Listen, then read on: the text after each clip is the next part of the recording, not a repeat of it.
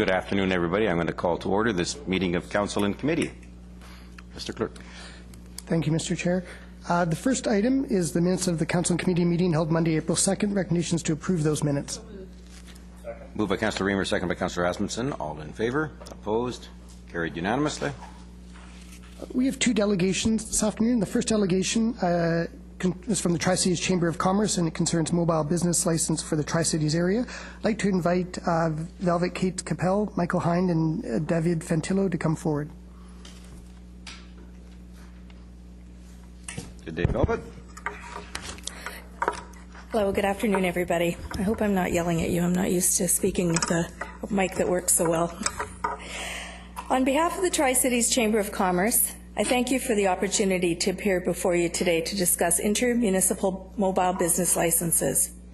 We will be making similar presentations to the Port Coquitlam and Port Moody City Councils on this topic in the next couple of weeks.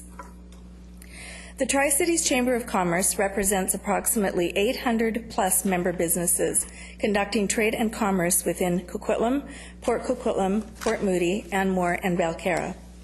The majority of these are small businesses with few employees. Many of them are mobile businesses that perform service in more than one municipality by moving from client to client. Examples of mobile businesses would be contractors such as landscaping services, janitorial, restoration companies, as well as other service providers such as mechanics and photographers. Each year we survey our membership and ask them to identify challenges to business growth and success. And each year, government red tape is identified as a priority concern, including municipal business licensing processes. A mobile business license allows mobile businesses to operate across participating municipalities. It streamlines and simplifies the licensing process, reducing costs and making it easier to do business in the region and the province. There are a number of regions in the province that have implemented intermunicipal business licenses: Capital Regional District, Lake Cowichan area, Okanagan-Similkameen, Northwest Vancouver, Courtenay-Comox, and Trail regions. In each of these areas, the local government experienced greater compliance, and the businesses benefited by reduced time and expense and simplified expansion into new markets. There is some variation among different mobile business license agreements that currently exist in the province, based on decisions made by participating local governments. Typically, at the time of purchasing a basic business license from the local government in which a mobile business is based, the business also purchases a mobile business license, which allows them to operate in municipalities and regional districts that are participants to the mobile business license agreement. Under the Okanagan-Similkameen model, the cost of a mobile business license is $150. The license allows the mobile business to work in all 19 participating municipalities and regional districts. Local governments retain all revenue generated by the sale of the mobile business licenses, and businesses remain responsible for complying with the bylaws of each municipality and regional district in which they operate. This has been proven to save valuable time for businesses, improve compliance, and increase municipal revenues, and provide residents with more choices for service providers. The provincial government fully supports mobile business license agreements in BC and has committed to provide support to any municipalities interested in implementing one. The Small Business Programs branch of the ministry will provide a free online application. They will conduct a revenue analysis and will assist with the mechanics of implementing a regional mobile business license agreement. So in closing, we respectfully request that Coquitlam City Council pass a motion to implement an intermunicipal mobile business license agreement in partnership with the local governments in the Tri-Cities, with the assistance provided by the Small Business Branch of the Ministry of Jobs, Tourism and Innovation. Thank you very much for your time. Thank you very much, Velvet. We're most pleased to, actually I suspect all of Council would say we're most pleased to have you here. We want the Chamber to be taking charge of this issue. This issue has been around Council for a long time. Several council members, including Councillor Reamer, for example, have put forward this concept. We now have a former chamber chair right here on our council who, of course, has also dealt with the issue for many years, and we're most pleased to see it before us. So thank you very much for coming out. We have some questions from council members. Councillor Sikora. Thank you very much. Okay, when you're talking about a $150 license fee to be able to do service in all the municipalities, am I correct? Yes, that's correct. Who would collect that $150, and how did each municipality benefit by it? Let's say if somebody was doing a job in Maple Ridge, they have a license, they come to Coquitlam do a job. Do we get part of that $150? What I understand the model that's working right now up in the Similkameen, basically the municipality that collects the fee keeps the fee. I believe this is the correct information, Mike and David. Also, there are a number of benefits, actually, around compliance is one of the major concerns. We feel that we can build in a lot more credibility and accountability for each business, because this way you would be able to see where they're operating rather than operating, quite frankly, under the radar without a license. I don't think I got quite the answer to, not that I was looking for a certain answer, but the fact is, let's say I'm a mobile business. Right. I go and get a license in Maple Ridge, but I do a lot of business in Coquitlam. Correct. Okay, how does the city of Coquitlam benefit by those license fees? The areas that have implemented this, particularly in Victoria, have actually seen a raise in revenue in all the areas, in all municipalities. So I believe that it would not detract, but it would actually enhance Coquitlam as well, or any of the surrounding municipalities that are participating in the agreement, because they again would enjoy higher compliance in the licensing. They would also be able to have some accountability to their citizens as far as having more services to offer, and it would not detract, because being a fee, the revenues would basically cover that type of a cost. Yeah, okay, I think it's still not exactly like would be that they buy a license from Coquitlam because they do work in Coquitlam, they go to Maple Ridge, they buy a license in Coquitlam, so each city benefits a certain amount of money. This is not the case. This certainly would not be the case by far means. But as far as mobile businesses are concerned, I'm all in favor of it. I appreciate your comments. And yes, there has been some concerns about how the municipalities themselves, for instance, your example, if the business was licensed in Coquitlam and operated mostly in Maple Ridge, but again, Coquitlam would retain that fund collected. The benefit to Coquitlam, again, I believe, really results in the fact that we are going to be licensing people to operate above radar rather than under the radar. Okay. And more accountability, and that gives more security and more economic strength to our region. Thank you. Thank you. Thank you. Councillor Hodge. Good afternoon. Thank you for coming. It's nice to be on this side of the discussion. I've had this. I've made a similar presentation over many years ago, and certainly it's an issue that's a major concern to members of our business community, and it's also something that this council is very aware of. And I thank you for coming here today and bringing it to our attention. And I thank the Chamber for taking the initiative to get this going, because I agree. I think the time is right to now look at this. It's being done in other areas of the province. We have models that we can follow, and there are going to be a number of questions that are going to be asked, and now we have places that we can go to get some of those answers, whether it's other areas where this is being tried. The provincial government is going to offer support. I have actually already been in contact with the provincial government to see what kind of support will be available to us. There is a lot of research that will need to be done. A lot of questions, such as Councillor Sikora's, will come up, and that we hope during the course of the next few months, as we begin to look at this, that the Chamber will be available to assist us answer those questions as we move forward. And I certainly hope that we can move forward on this, and we look forward to the continued support from the Chamber on this. Thank you. I appreciate your comment as well. I know there's been a lot of history laid in this area, and long before my 4 years passed with the Chamber. And I think it's a good fight, and I think it's really going to benefit the small businesses in the community that we represent. So I appreciate that. Yes, we'll definitely be there to offer our support. No, it's a win-win for everybody. I think it can be a win for our citizens. It can be a win for the consumers looking for choice in who they buy services from. It's going to be a win for the cities in terms of compliance, and it's going to to be a win for the businesses as well, for them to streamline their operations. So thank you very much for coming today. You're very welcome. Thank you. Thank you. And Councillor Reamer. Thank you very much for your presentation. I appreciate you sending us the information that you have, the statistics on revenue and the number of licenses sold from 2007 to 2008. And really, these statistics are very interesting because in all cases, revenue have gone up. In some cases, you saw the number of licenses sold, for instance, in the larger city as Kelowna, as an example, actually went down, yet the revenues went up.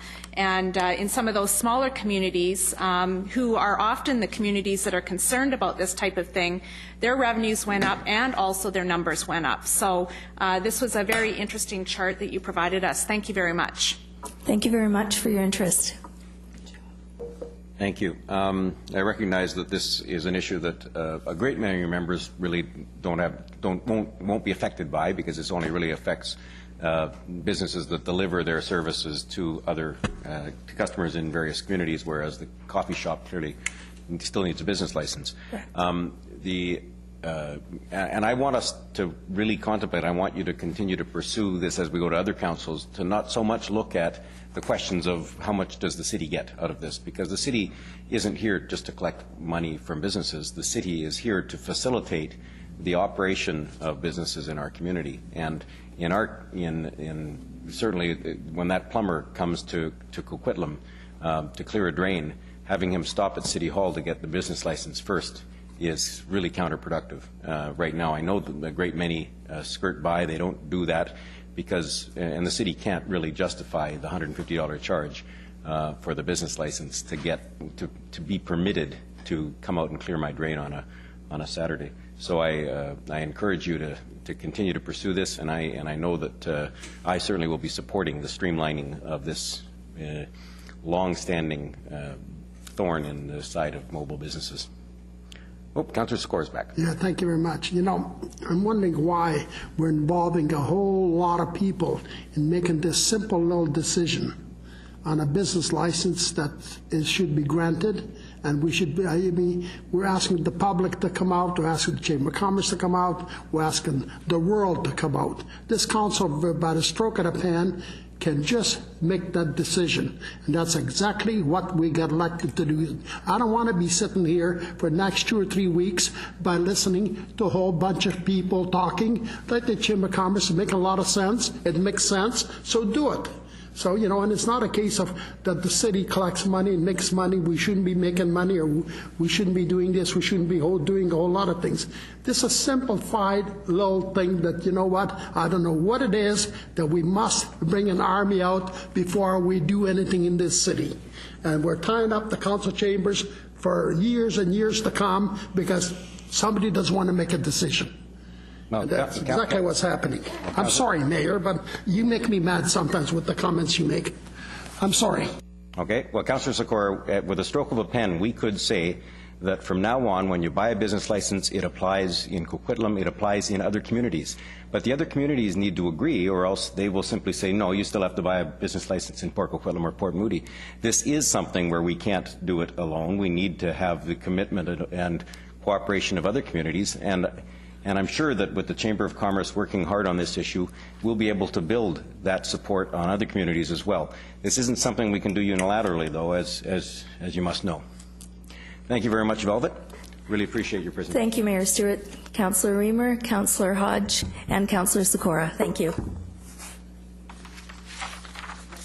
Mr. Kirk. Thank you, Your Worship. Our second delegation concerns the bow and firearm discharge bylaw. I'd like to invite Thaddeus Seidler and Ted Kennedy to come forward.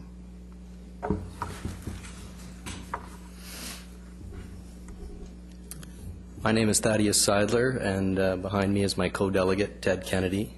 Welcome. And our goal today is to provide you with information and insight into bow hunting in Coquitlam. We hope to assist Council in making an informed decision that best serves the wants and needs of our diverse and growing community. Oh, sorry. Okay. I'm a dedicated father. How's that? Is that better? Okay. I'm also the Vice Chair of the Parents Advisory Council at my daughter's school, a curator of the school's Parents Education Library, and I'm a naturalist with a deep, abiding love of wilderness and wild animals. I do my best to share my strong beliefs with my daughter regarding our role in the ecosystem, and I try to convey that basic yet easily forgotten concept that each of us is as much a part of the natural world as a salmon berry, a deer, or a bear. When I harvest my own food, I do it in an ethical, safe, and respectful manner, and I propose to you that bow hunting can still be done in such a manner within the more remote areas of the city of Coquitlam, while continuing to ensure the safety of our community. Bow hunting is a humane way to obtain animal protein, much more so than ordering a burger at the drive-thru. I think if we really wanted to take a meaningful stand against human-caused animal suffering in Coquitlam, we would instead spend our time and energy banning the production and sale of commercially raised and slaughtered meat and meat products. There's also been discussion about the concerns of wounded wild animals posing a risk to public safety. And I must say that while this seems reasonable to someone who has little first-hand knowledge of black bear behavior, the reality is quite different. Black bears don't behave like that. Let's put this to the litmus test of the real world. Bow hunting of black bears has been conducted in Coquitlam for many decades, and I'm not aware of a single documented case of a bow-hunted bear randomly attacking an unsuspecting member of the public. Further to the safety issue, at a previous meeting, Mr. Spano described to this council the $1 million of personal liability insurance that hunters are required to carry. He correctly pointed out that this insurance can be had for about $10 a year. And really, to me, this speaks volumes about the real level of risk to public safety associated with bow hunting in Coquitlam. Insurance companies are very good at statistically analyzing the likelihood of having to pay out a claim on any given policy. And the bow hunting policy premiums are so low, they hardly cover the costs of filing the annual paperwork. This tells us one thing: they never have to pay out. We pay much, much higher premiums for our car insurance because bow hunting is actually much safer than driving in Coquitlam. I think that the 5 isolated negative incidences in the past 6 years highlight the fact that lawful bow hunting is conducted safely and ethically in remote areas with due respect to our fellow citizens. The Wildlife Act already effectively prohibits backyard bow hunting in the populated urban areas of Coquitlam, and I respectfully submit that one cannot legislate poachers and lawbreakers into exercising common sense, decency, or respect for others. I'd also like to offer up the idea that making laws based upon these very few bad apples, the exceptions to the rule, may not be the best way to make law that makes sense most of the time. How should we move forward? Well, first and foremost, I'd like to echo the words of Councillor O'Neill. If it ain't broke, don't fix it. And it ain't broke. However, in an effort to look for compromise that may best serve all Coquitlam residents, I propose that Council could consider the following options. We could increase the no hunting or shooting restrictions as provided under the Wildlife Act from 100 meters of a dwelling to within a quarter mile. This approach would create a large buffer between residential areas and hunting activity, and the areas open to hunting activity would automatically shrink as the city grows without the need for further bylaw changes. Another option is that we could implement an outdoor passport system, such as that used by some other jurisdictions. And under such a system, bow hunters within the city of Coquitlam would require permission from the city to hunt. They could also be required to obtain further education on safe, ethical hunting practices, such as provided by the International Bow Hunter Education Program. I love living here. I couldn't be more pleased to raise my daughter here in a city that fosters a sense of inclusiveness and community, in a community where I hope there's room for a guy like me. Thank you for your time and consideration. And as we transition to the Q&A session, I'd just like to invite my co-delegate Ted Kennedy up, and I'll tell you a little bit about Mr. Kennedy. He's the Vice President of the British Columbia Archery Association. He's a Master Instructor for the International Bow Hunter Education Program, as well as the Founding Director and Zone Representative of the United Bow Hunters of British Columbia. Council should have received a letter a couple of weeks ago from Mr. Kennedy's colleague, Richard Christensen, who's the Vice President of the United Bow Hunters of British Columbia and represents its 8,000 members expressing their opposition to the bylaw. I myself have a background in wildlife biology and post-secondary education in that field. I've worked as a research assistant at UBC, as well as the Ministry of Forest and private environmental consulting.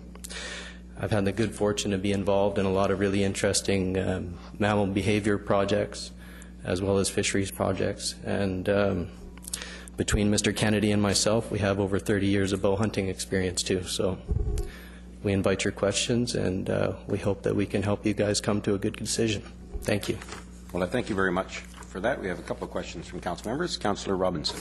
Thank you, and thank you very much for your well-thought-out presentation. I appreciate it.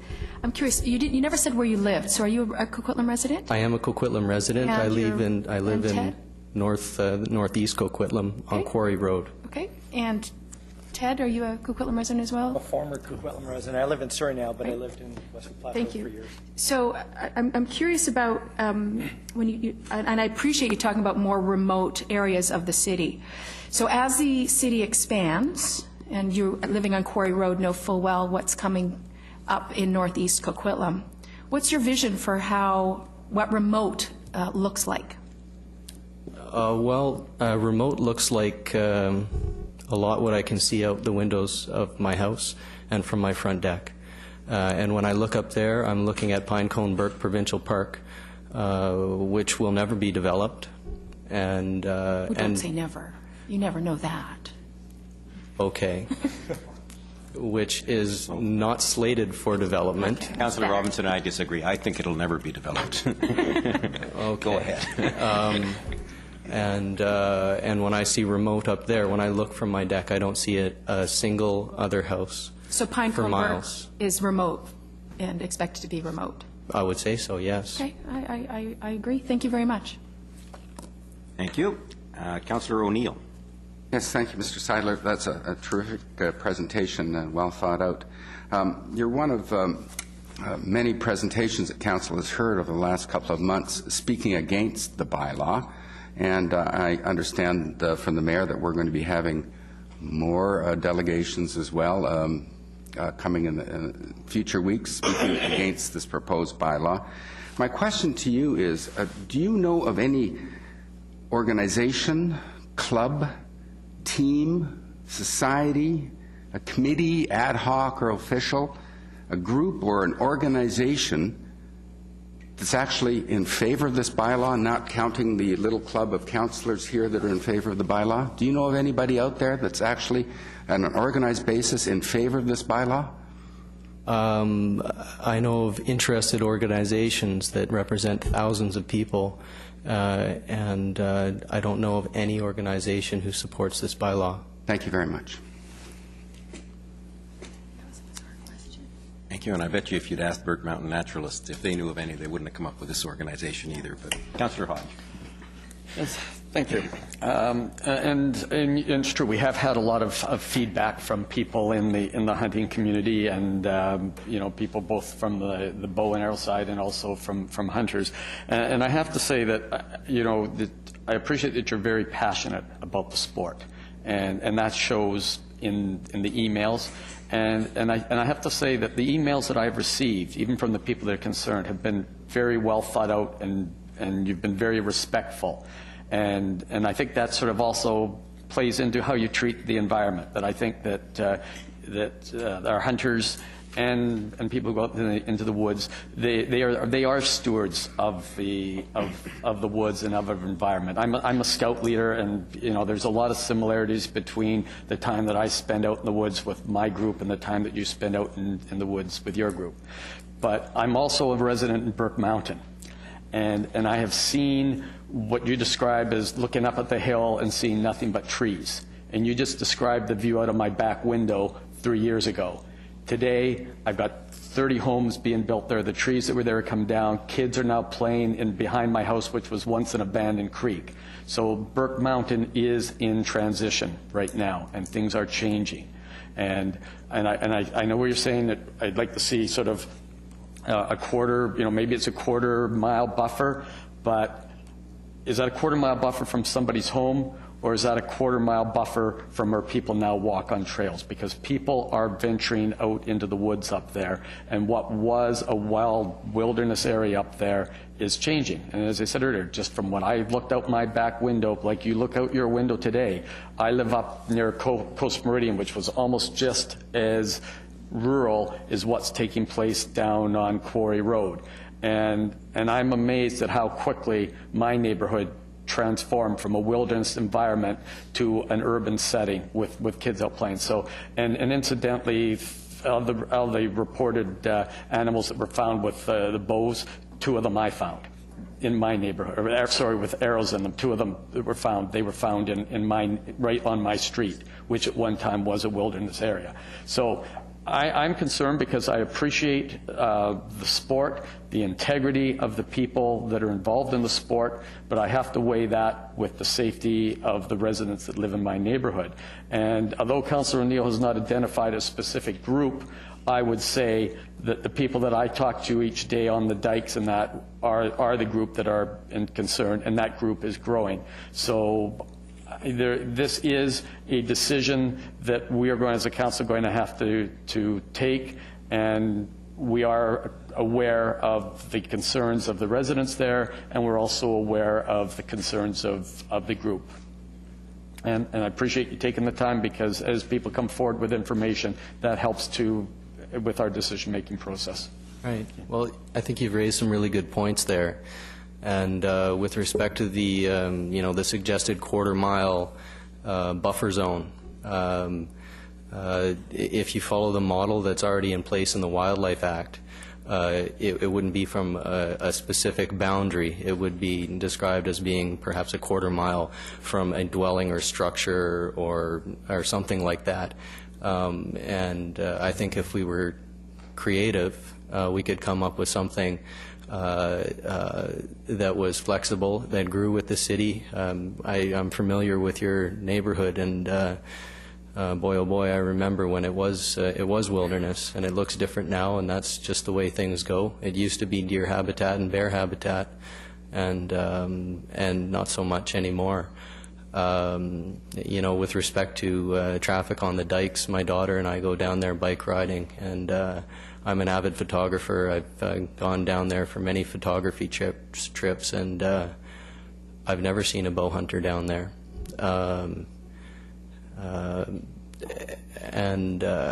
I personally I'm not concerned for my safety from bow hunters on the dike, maybe from large aggressive dogs running loose and stuff like that, but not bow hunters. And I think if we're creative, we can find a compromise here that works for everybody and provides for different perspectives and different people in our community. Good. Thank you. And now I'd like to introduce you to Councillor Reid. Is that a bad thing? No, this is a good thing. I understand your point of view, but it's not just the folks from around here that come out here with their bows and hunt. This could then become, it's going to grow. And what started this whole situation was somebody, as you know, with a bow on a farm who decided that he'd make some money by letting people come on his land and shoot animals, in this case with a bow, which I can't tell you, I couldn't even repeat to you what I said when I heard those, because there are gentlemen present. A few weeks ago, Thank you. We were talking about this bylaw, and a council member mentioned that we blundered into something. I didn't blunder into this. I feel we are at a really crucial time in our city's growth, where we have to look at the activities that go on in and around our city. This is just one of many things that we need to look at. And when I blunder well, and it will be colossal, but this is not a blunder. And nor am I a member of any special little club. I may belong to a lot of organizations that really are animal lovers and that have all kinds of concerns about hunting and with bow or with rifles. But I also understand that there is a necessity. My youngest son is a hunter, which we never discuss at family dinners, obviously.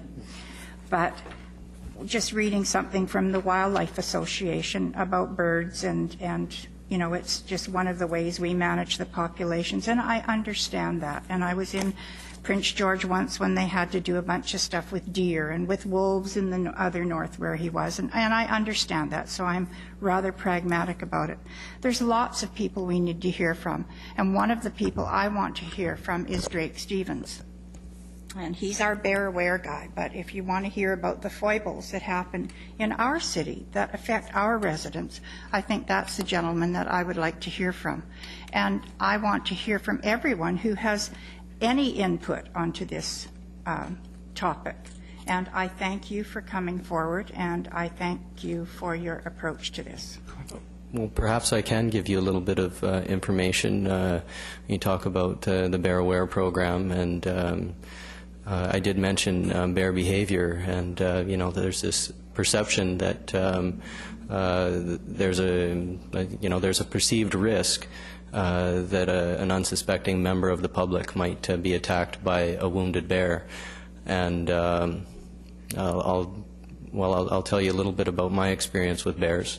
I was literally born in the woods. I've spent most of my entire life there. I worked for many years doing fisheries and wildlife work, as well as operational forestry work. By my rough estimate, I've seen close to 1,000 bears in the bush. And I've been around bears a lot. And I can tell you that black bears in particular, they don't behave like that. When they're injured or wounded significantly, they run away. They're not going to attack. They usually, if they're wounded, they'll usually try and seek the densest cover they can find and lay down. And if they're not disturbed, they'll generally stay there. They're not out looking for trouble. And again, I'm not aware of not one single incidence of a bow-hunted bear injuring anyone in Coquitlam. With respect, I'm glad you mentioned the blueberry fields and what brought me here and why we're all talking about this. And it's interesting to note that, I mean, there's a public safety concern here. And under the Right to Farm legislation, farmers are allowed to protect their crops and livestock from depredation of wild animals with, I believe the quote is, by traditional means. Traditional means being with a firearm. And this bylaw is not going to stop that. And it's my understanding that these would-be bow hunters with questionable ethics that created this whole scenario, it doesn't sound like, from what I understand of it, that they are respectful of others. If they've got people yelling at them on the dike and they're willing to do what they do in front of a whole bunch of people who don't share their views and they don't care how upsetting it is, there's nothing to stop them from coming back after this bylaw is passed. And my understanding is they have a close personal relationship with the landowner, and he could conscript them to protecting his crops from depredation by traditional means. And a fellow like me, who's very careful and safety conscious in my bow hunting activities, where in 8 years I have never seen a single person while in the woods, because I like to go way back in the bush and not bother anybody.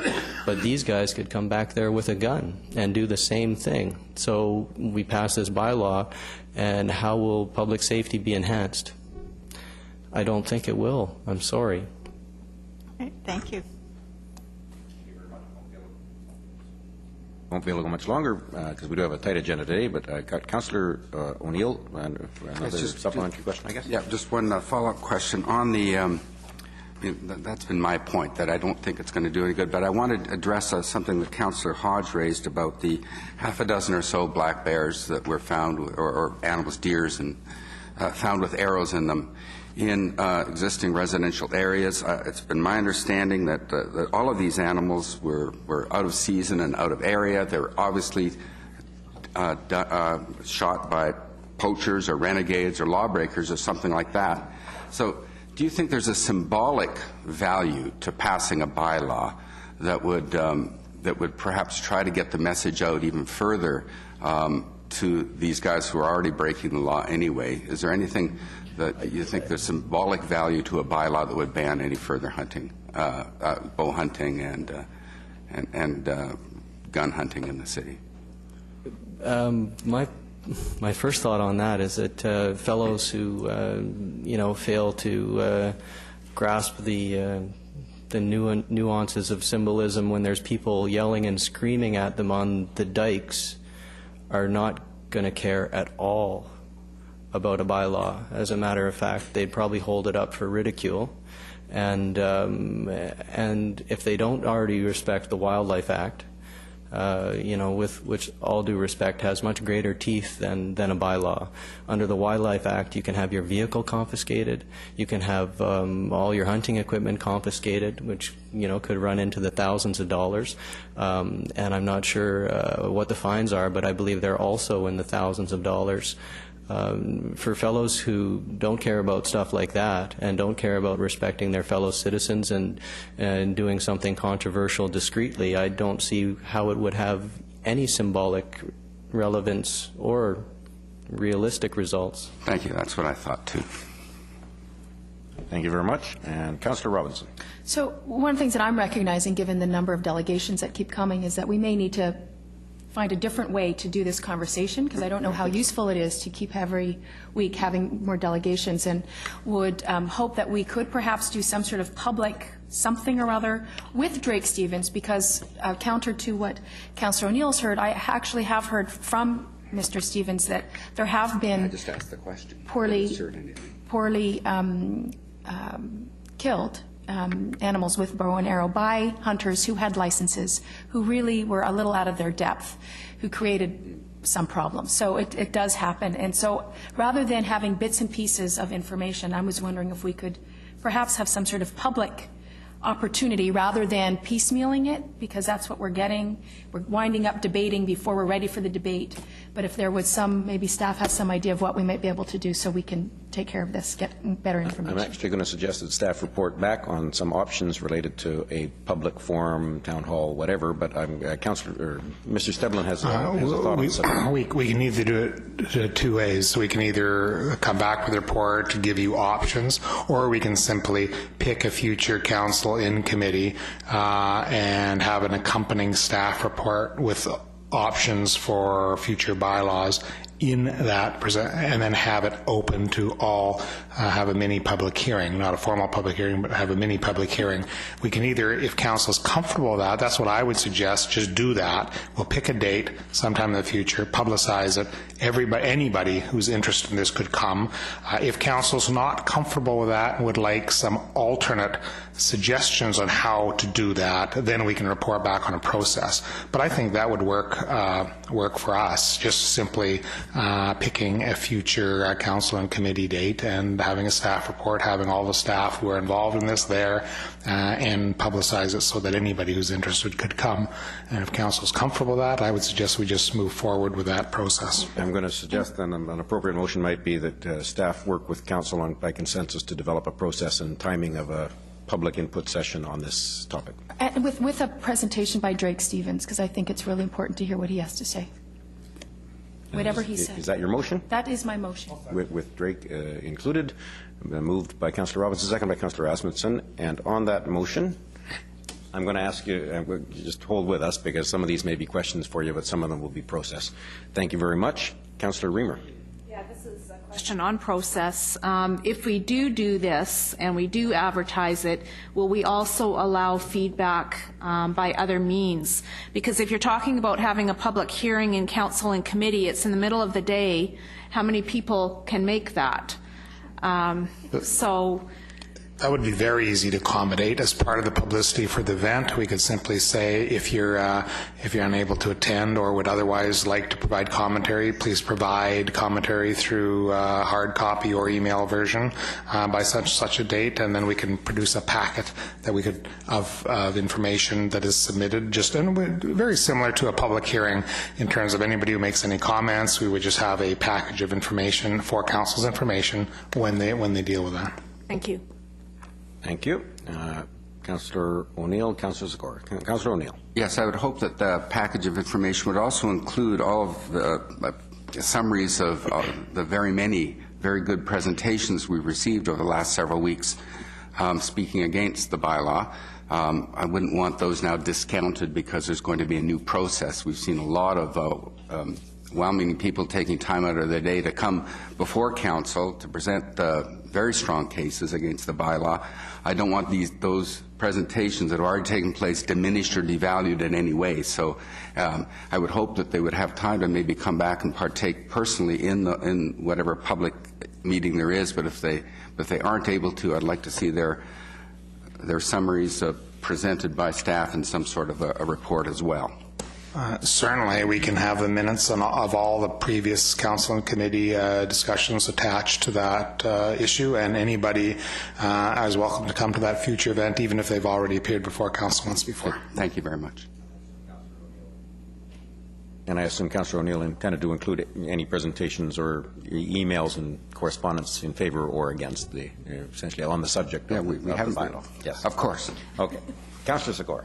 Yeah, thank you very much. I think the best way to resolve this, rather than, pick an afternoon or whatever it is call an extra town hall meeting. We got one on April 28th from 10 to 2. It's a Saturday morning till 2 o'clock in the afternoon from 10 a.m. We should maybe have an extra town hall meeting advertised now, say 6 weeks from today or something, for Tuesday or Wednesday or Thursday night, say from 6:30 p.m. on, and let the public come out and talk on this one particular item.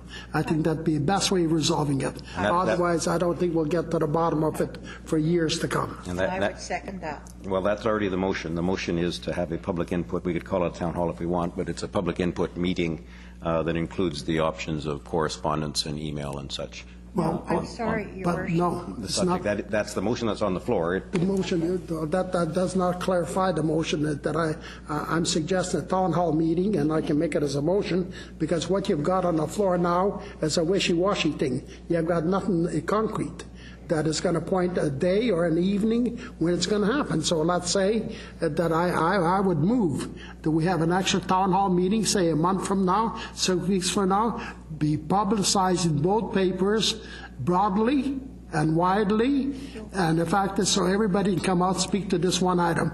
And it'd be on a weeknight, say, pick a Thursday night or Wednesday night or whatever night that the council seems deemed as properly, say from 6 p.m. to midnight or 2 o'clock in the morning, or whatever it is. I'll second it. I'll make that motion. Okay, there is a motion on the floor to have a meeting sometime in the future. We'll determine a date that's appropriate, and we'll invite the public to come and give input on this subject. And you're proposing that we have a meeting some date in the future that we invite the public to come in and have input on the subject, and we're going to call it a town hall meeting, and that's fine. Either one of those, they're both the same motion, and I'm there. So I'm just right now. The motion is this: if you prefer the other wording, then vote against this motion. But I think this motion essentially establishes the same thing. I'm not trying to be argumentative. I just think this.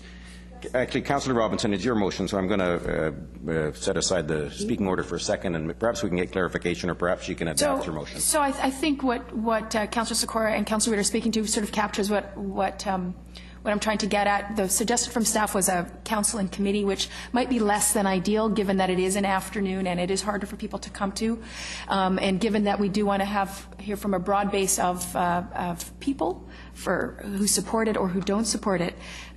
Perhaps we are better off to do one evening and consider it as a town hall rather than have a debate around any particular motion.